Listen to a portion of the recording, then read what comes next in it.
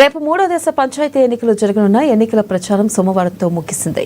ఇక రేపు ఎన్నికల నిర్వహణకు రాష్ట్ర ఎన్నికల సంఘం ఏర్పాట్లు చేసింది. మూడో దశకు సంబంధించి మొత్తం 4157 గ్రామ పంచాయతీలకు నోటిఫికేషన్ వెలువడింది. ఇక దీనిపై మరింత సమాచారాన్ని మా ప్రతినిధి హరీష్ లైవ్ ద్వారా అందిస్తారు. హరీష్, రేపు జరగబోయే ఎన్నికలలో ప్రధానంగా అధికారులు ఏ విధమైన ఏర్పాట్లు చేశారో అప్డేట్స్ ఏంటి?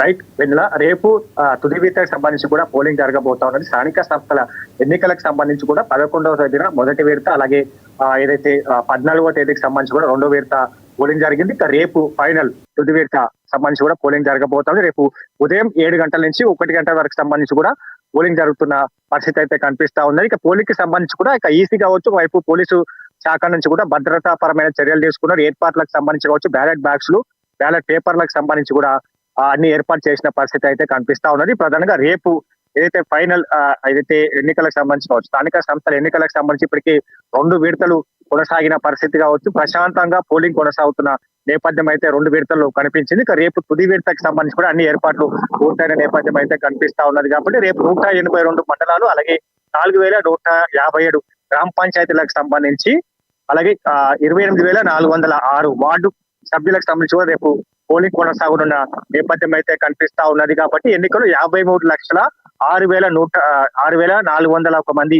ఓటర్లు తమ ఓటు హక్కును వినియోగించుకున్న నేపథ్యం అయితే కనిపిస్తా ఉన్నది. ఇప్పటికే ఏకగ్రీవానికి సంబంధించిన పలు ఏదైతే వార్డు సభ్యులు కావచ్చు, పలు సర్పంచ్ స్థానాలకు సంబంధించి కూడా ఏకగ్రీవమైన పరిస్థితి అయితే ఉన్నది. కాబట్టి రేపు నిన్న సంబంధించి కూడా ఏదైతే తుది దశకు సంబంధించిన ప్రచారాలకు నిన్న మైకులు మొగ్గపోయిన పరిస్థితి ఉంది.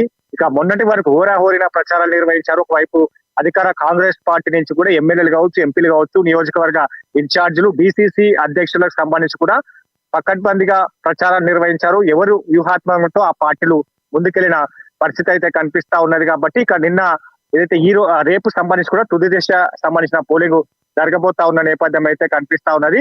ఇక మొత్తంగా 2 విడతలకు సంబంధించి చూసుకుంటే అధికార కాంగ్రెస్ పార్టీ కూడా మెజార్టీ స్థానాలను సొంతం చేసుకున్న పరిస్థితి అయితే ఉన్నదని చెప్పొచ్చు. మొదటి విడతలో కాంగ్రెస్ పార్టీకి సంబంధించి కూడా ఏదైతే మొదటి విడత 11వ తేదీన ఎన్నిక జరిగింది. దానికి సంబంధించి కూడా కాంగ్రెస్ పార్టీ మెజార్టీ స్థానాలను సొంతం చేసుకున్న పరిస్థితి ఉంది.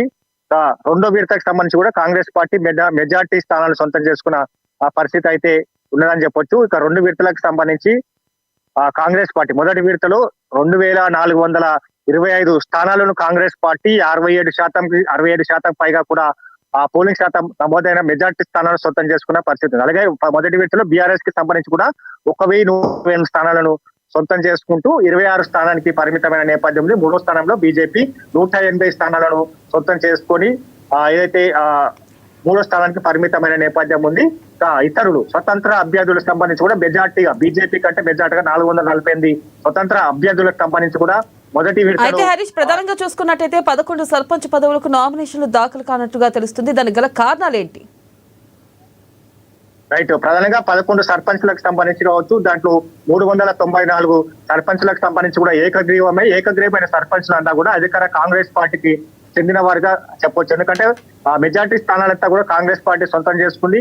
ఇక ఏకగ్రీవాలకు సంబంధించి కావచ్చు, మొదటి విడత, రెండో విడతకు సంబంధించి కావచ్చు, ఇప్పుడు మూడో విడతకు సంబంధించి కూడా ఏవైతే ఏకగ్రీవాలయో వాటన్నిటిని కూడా కాంగ్రెస్ పార్టీ తన ఖాతాలో వేసుకున్న పరిస్థితి అయితే కనిపిస్తా ఉంది. 11 సర్పంచ్ స్థానాలకు సంబంధించి కూడా నామినేషన్ దాఖలు కాని పరిస్థితి ఉంది. అక్కడ పరిస్థితులకు సంబంధించి స్థానాలకు సంబంధించి అక్కడ బీఆర్ఎస్ అలాగే కాంగ్రెస్ పార్టీకి సంబంధించి కావచ్చు, అభివృద్ధి పనుల దృష్ట్యా నామినేషన్ దాఖలు కాని పరిస్థితి. దానికి ఈసీ మరొక నిర్ణయాన్ని తీసుకుపోతున్న నేపథ్యం అయితే కనిపిస్తుంది. రీషెడ్యూల్ ప్రకటించి ఏదైతే ఈ 11 స్థానాలకు సంబంధించి కూడా మరోసారి ఎన్నిక నిర్వహించేందుకు ఈసీ సన్నిద్ధం అవుతున్న పరిస్థితి అయితే చెప్పొచ్చు. మొత్తంగా రేపు ఏదైతే 7 గంటలకు సంబంధించి కూడా ఎన్నిక జరగబోతున్న నేపథ్యం అయితే కనిపిస్తా ఉన్నది. కాబట్టి ఇక 3,700 సర్పంచ్ పదవులకు 12,640 మంది బరిలో ఉన్నారు. అలాగే 36,400 వార్డులకు సంబంధించి కూడా వార్డు సభ్యులకు సంబంధించి కూడా బరిలో నిలిచిన పరిస్థితి అయితే కనిపిస్తా ఉన్నది. కాబట్టి మెజార్టీ స్థానాలు మొదటి నుంచి చూస్తా ఉన్నాం.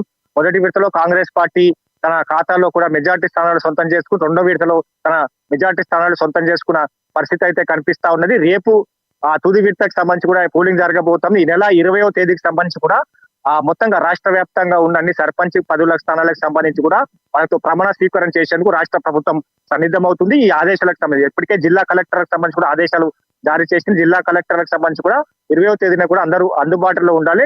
ఇతర కారణాల వల్ల ఎవరైనా అందుబాటులో లేకుంటే ఇన్ఛార్జ్ కలెక్టర్లను కూడా డిప్యూటీ కలెక్టర్లను అక్కడ అయితే ఆ రోజు అందుబాటులో ఉండే విధంగా కూడా చర్యలు తీసుకోవాలని కూడా రాష్ట్ర ప్రభుత్వం భావిస్తున్న నేపథ్యం అయితే కనిపిస్తా ఉన్నది. కాబట్టి ఇక రేపు సంబంధించి కూడా తుది ఫలితం రేపు తుది విడత ఎన్నిక జరగబోతా ఉన్నది. రేపు 1 గంటల వరకు ఎన్నిక జరుగుతుంది. 2 గంటల తర్వాత కూడా కౌంటింగ్ తర్వాత ఫలితం వెలువడే అవకాశాలు అయితే కనిపిస్తా ఉన్నాయి. నామినేషన్ ప్రక్రియకు సంబంధించి కూడా రాష్ట్ర ప్రభుత్వం పెద్ద ఎత్తున నిర్వహించేందుకు సన్నిద్ధమైన పరిస్థితి అయితే కనిపిస్తుంది. ఎందుకంటే మొత్తంగా 2 విడతలకు సంబంధించి కూడా మెజార్టీ స్థానాలు మొదటి విడతలో 67% కావచ్చు.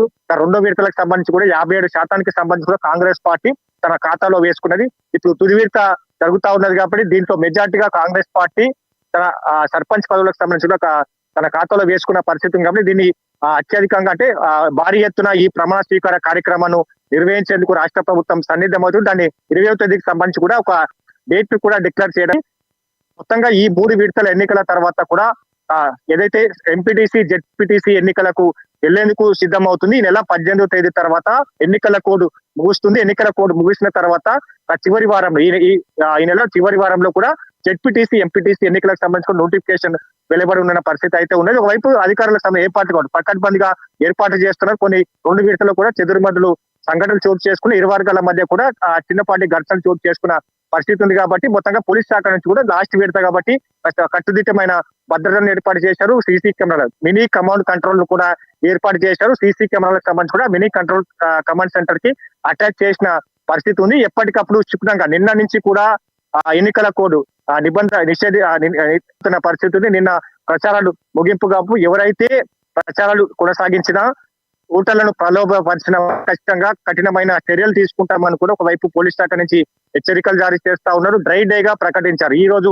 రేపు 2 రోజులు ఈ మొదటి ఫైనల్ విడత కొనసాగుతున్న ఏరియాలో డ్రై డే గా ప్రకటించారు.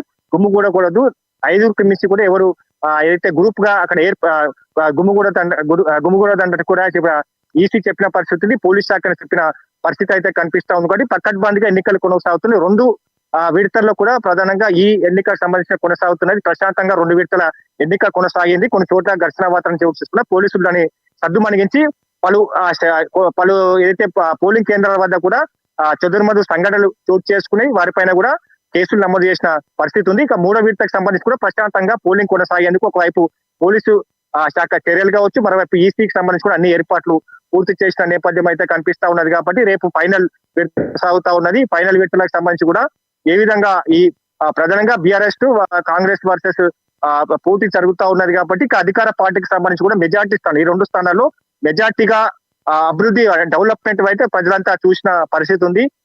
కాంగ్రెస్ ప్రభుత్వం ఏర్పడిన తర్వాత ఏ విధమైన పథకాలు తీసుకొచ్చినా పథకాలనే వివరిస్తూ ప్రచారాలు చేసిన పరిస్థితి కావచ్చు. స్థానిక సంస్థ ఎన్నికల రైట్ హరీష్, థ్యాంక్ యూ.